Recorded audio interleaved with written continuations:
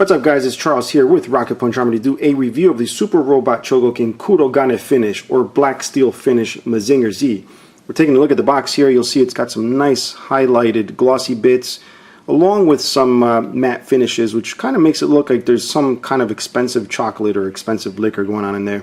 In the back you see the pictures taken of the actual figure with a bunch of mumbo jumbo down below. And yeah, I think that's it for the box. Let's get it open. Comes in a little plastic tray. There's actually two of them. One holds the scrander set, the other one holds the actual figure and its accessories, weapons, and all that stuff. So let's take a look at this one, because this is the fun one, because this is the one that actually houses the figure. So let's take them out. And it just feels so nice. Feels so good. It's smallish, yeah, but it's got a nice little heft to it, and the finish just ever so slightly rough. So this is the Kurogane Finish, the iron steel finish here, which is the whole reason they made this, just to give a new finish and be able to release another Mazinger Z for us to spend our money on.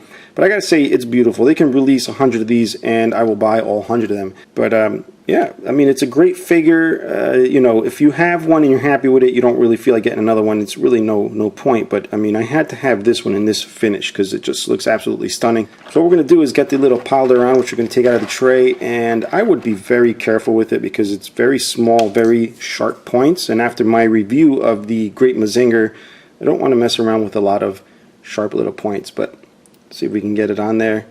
No need to really force it down. It just kind of just lays in there. It doesn't really stay. It will fall out if you hold it upside down, but that's as far as I'm going to push it in. Now in some pictures, the limbs, the silver bits there, did look a little chromish.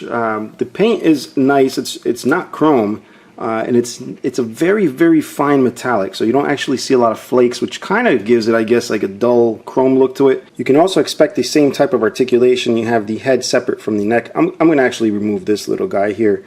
You have the head separate from the neck. You got the shoulder joints here, which have the back and forth movement. They got the little separate shoulder piece. They do go up and down here. Get the bicep swivel here because these forearms actually do pop out for the rocket punch effect, or to include the actual effects pieces to make it look like a full-blown rocket punch. You have the first elbow here, which is ratcheted, and then you have the second one, which is the panel that folds in.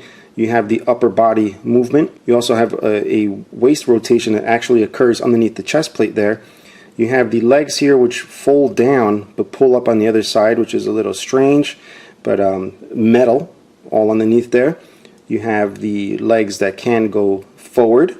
All right. You have the knee ratchets, which sound absolutely spectacular, and you also have the feet on the ball joint. Now there was a lot of concern with the flat black being easy to scuff. It's not really flat black, it's just a textured finish. It almost feels like really fine sandpaper, but I don't really think it would scuff. You know, everything short of just scraping it with something hard. And you know, the paint again is absolutely beautiful. This part here actually looks like steel. I'm almost wondering if it's not painted. I'm sure it is, but it's a very fine paint, which just makes it look very metal. Next thing I want to do is put together the scrander set here. We're going to pull out the wings, which are very nicely painted. I'm trying to get the light to shine on it, which of course, with all the lights in here, I can barely do it. There you go.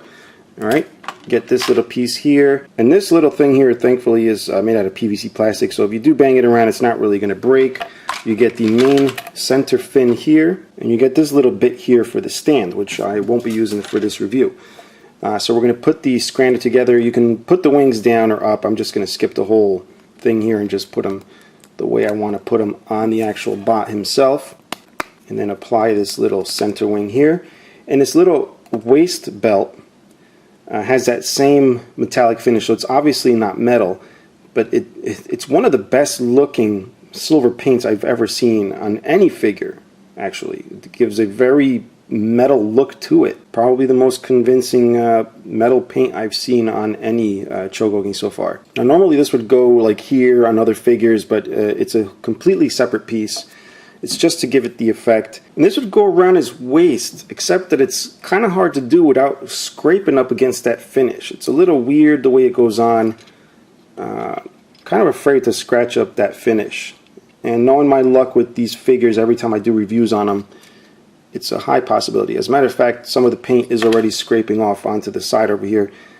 I'm just going to forego showing you this. Just pretend it's there. you know, it's going to look like that on his belly.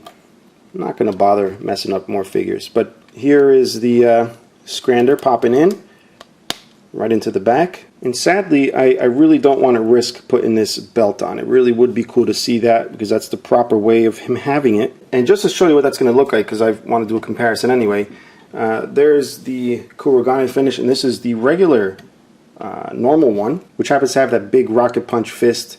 But at least you can see they are the same figure, same head sculpt, just different paint. One of the biggest differences being here, you'll see these little highlights of silver around the kneecaps and also around the edges of the arm there, and also some at the edge of the top of the forearm are absent on the regular one.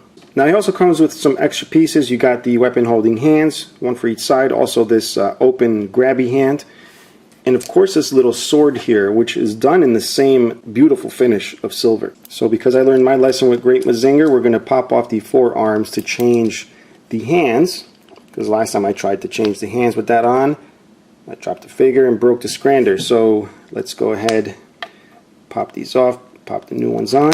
I'm also going to fit the sword into his hand before putting it back on.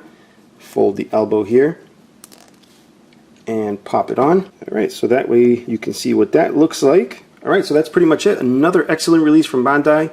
Even though it is another Mazinger Z, I almost can't get enough of them. If you want to pick one of these up, you can click the link in the description below. If you're enjoying the videos, guys, please support the channel. If it wasn't for you guys, I wouldn't be able to do these videos. If you have any questions or comments, please leave them below. Until next time, bye-bye.